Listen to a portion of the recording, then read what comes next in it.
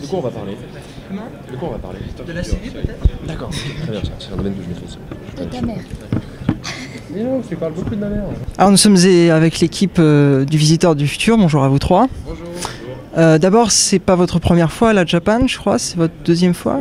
Voilà. Qu'est-ce que ça fait de venir à la Japan? C'est toujours impressionnant, on peut pas trop s'y habituer et c'est très comment dire, intense.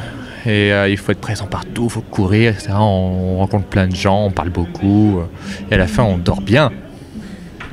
Pour les internautes donc, qui ne connaissent peut-être pas encore la série, est-ce que quelqu'un peut nous rappeler le concept, le synopsis? Oui, Slimane peut en parler. Non mais Slim connaît mieux que moi la série. C'est l'histoire d'un visiteur qui vient du futur, un futur apocalyptique pour sauver le monde, et il fait des apparitions dans la vie d'un mec qui s'appelle Raph et qui vient faire chier souvent, et il lui explique, en tout cas c'était comme ça dans le début de la saison 1, que chacune de ses actions les plus insignifiantes, comme jeter une canette par exemple, a des conséquences désastreuses sur l'avenir grâce à un mécanisme de réaction en chaîne complètement improbable. Et puis de là se rajoute une police du temps qui viennent essayer de réguler les voyages du visiteur. Et puis après, pour ce qui est de la saison 2, je sais pas si tu as envie d'en parler. Bof. Alors, on se demandait aussi, est-ce que vous avez des influences? Par rapport à la série, oui, très clairement. Moi, ce qui m'a influencé, étrangement, c'est des séries comme Red Dwarf, une série anglaise de science-fiction et d'humour. Donc ça, c'était un peu mon modèle, on va dire. Même si ça c'est quand même un sitcom dans un vaisseau spatial. On a beaucoup comparé la série à Doctor Who, que j'ai découvert très récemment. Donc c'était pas une influence du tout, même si c'est une très bonne série. Voilà, sinon, on va dire tout ce qui est...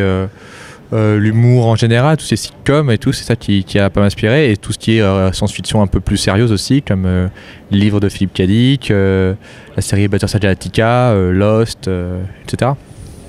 Est-ce que vous pensez qu'à votre tour, vous inspirez peut-être d'autres séries, d'autres web-séries? Oui, j'ai pu voir des séries qui reprenaient des codes de Stone Z, qui reprenaient des bruitages, qui reprenaient même le générique de fin, mais ils me l'envoient, ils font passer un loose day, ils me l'envoient, ils disent on a fait ça, on a beaucoup aimé ta série, regarde ce qu'on a fait, et c'est vrai, je vois des ressemblances, mais bon, moi ça m'intéresse pas vraiment, ça, ce qui m'intéresse c'est que les gens fassent des choses nouvelles et originales, je suis plus intéressé par ça en fait. Alors justement, cet impact qu'a eu la web-série en 2 saisons, comment est-ce que vous expliquez le succès qu'il a eu aussi rapidement? Justement, je pense que Justine peut répondre à cette question. De mon corset, de mon costume, d'accord. Non, parce que dans la saison 1, je suis très chaste et ça marchait quand même. Non, mais plus sérieusement, je pense que parce que les séries de science mélangent l'humour, etc., c'est quand même assez rare dans le circuit traditionnel, et que du coup Internet permet ce genre de choses, donc je pense que ça a été un soulagement, on va dire, pour beaucoup de gens. Tu veux dire qu'on les a soulagés? On les a soulagés, voilà. Bon, tiens.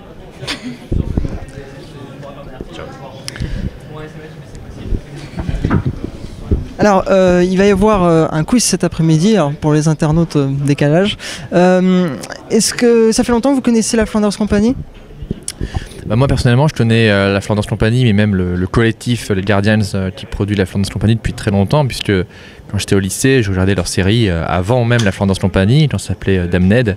Donc je suis un grand fan de Rudy et de ce qu'il fait. Et donc après, je l'ai été connu, on va dire, virtuellement pendant longtemps. Puis après, grâce à la chaîne No Life, entre autres, et à Karine Lambin, qui nous a fait le rapprochement, on a pu les connaître personnellement. Et donc, ça fait depuis, on va dire, 2 ans et demi qu'on se connaît. Et que quand on a l'occasion de faire des conneries ensemble, on essaie de le faire parce qu'on s'amuse bien, quoi. C'est totalement fun avec eux, il n'y a pas de prise de tête, il n'y a pas de grande ambition, c'est juste de s'éclater. Et au Japan Expo, c'est ce qu'on fait donc avec le quiz du chaos, qui est un show de 1h30 où en fait les personnages sont sur scène avec ceux de la Flanders Company, et c'est un grand moment de n'importe quoi. Alors dernière chose, est-ce qu'on peut s'attendre à une saison 3? Est-ce qu'il y a une 3e saison sur les rails? Disons que c'est pas l'envie qui manque, c'est pas les idées qui manquent, c'est les moyens. Là on est en train de finir la saison 2, on est en train déjà de finir ça j'espère en beauté. Et on est en train de travailler de très près pour faire produire une saison 3. L'idée, c'est que déjà, Ankama va distribuer et éditer, enfin, va éditer surtout les DVD de la saison 1 et de la saison 2.